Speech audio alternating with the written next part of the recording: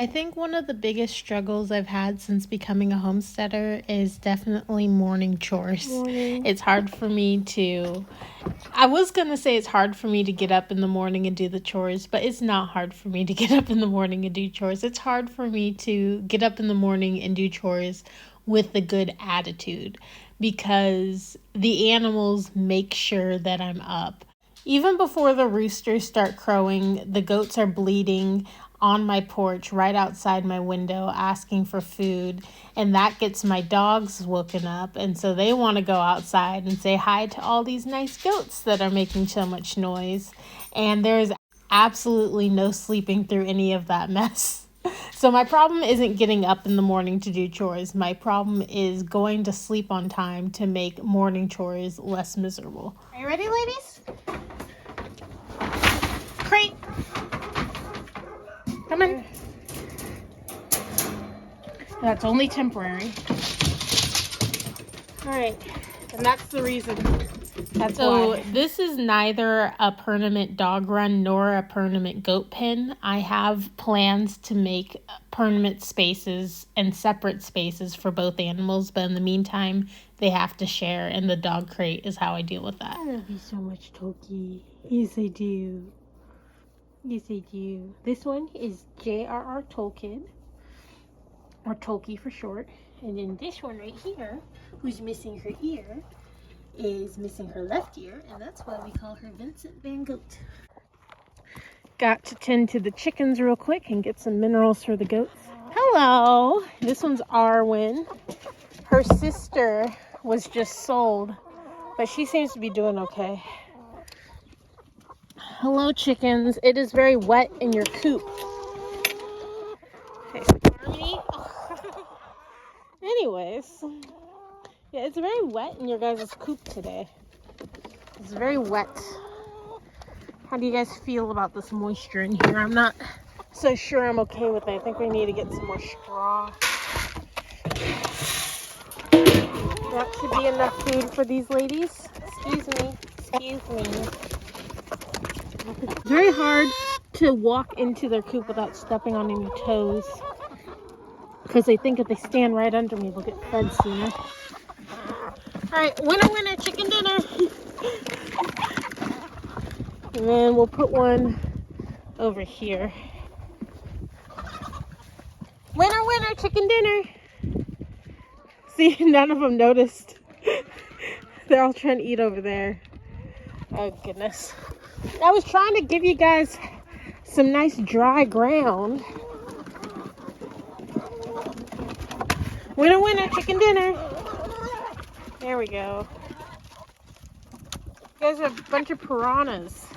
Hi, babies. I'm going to pour the food on the ground because when I put it in a bowl, the mother knocks it out so that her chicks can get to it. So as you can see, once I finally get up, I find that the morning chores are not nearly as bad as I made them out to be while I was laying in bed, regretting having to get up. First thing I do is I get the goats ready. I clean up the area a bit. I give them a snack. I put them in their little crates so the dogs can go out, and then I let the goats back out. I go and feed the chickens, just as I'm doing now. Usually the main flock first, and then this little tiny flock that's dedicated to these baby chicks. And then after that, it's time to do the dog chores. One of the perks that the dogs get is that the reject eggs that I don't want to sell to customers or eat myself. These are ones where I'm not exactly sure what day they were laid, where the egg got wet or frozen. It could be an egg that has a really thin shell or that is just a really small egg. The dogs get all those and they love them. I do crack all the eggs though because I don't want them getting in the habit of thinking that intact eggs are okay to eat just in case they see one lying around.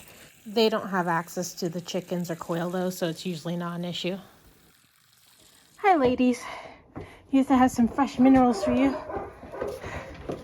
Okay. Fresh minerals. Yep, it's nothing new. You had them earlier this morning. Yep.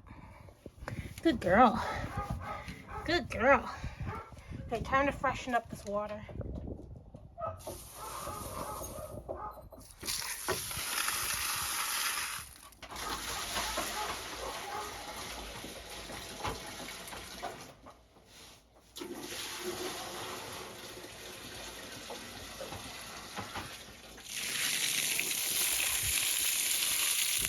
The goats' diet is mostly weeds, which they absolutely love. They've pretty much cleared out this dog run though, so they also get these grass and hay pellets, which they would turn their nose up at when I first put them into this run, but now that they've eaten most of the good weeds, they really like them. The pellets have the same nutritional value as hay does, but the reason it's so important for them to get actual hay or weeds is that they need long stem forage, which helps them to digest. Those long stems in the hay or in the weeds are really necessary for them. So they're going to be moved to another area soon where they'll have access to more weeds. But in the meantime, this mix of weeds and pellets is what's making them happy.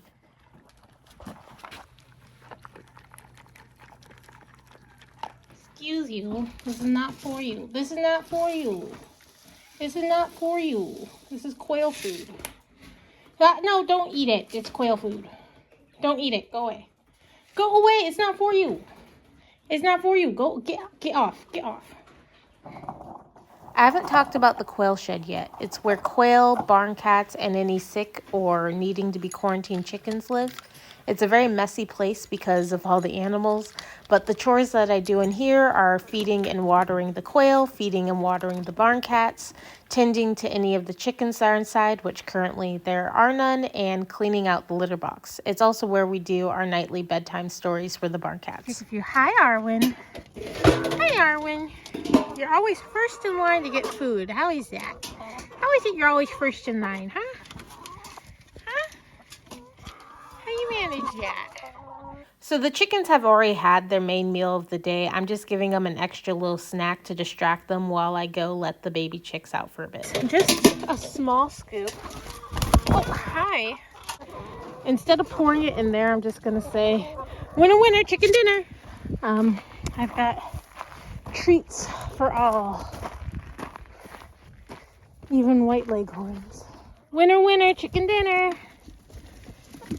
Winner, winner, chicken dinner. Winner, winner.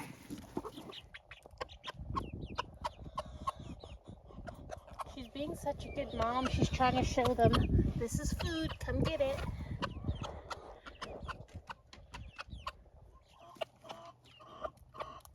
Shadow, this really isn't for you. Oh, you jerk. Wait, Shadow, get out of here. Okay, this is Cinnamon. She's one of my favorites because she's so nice. Yes, you are. You're a very nice girl.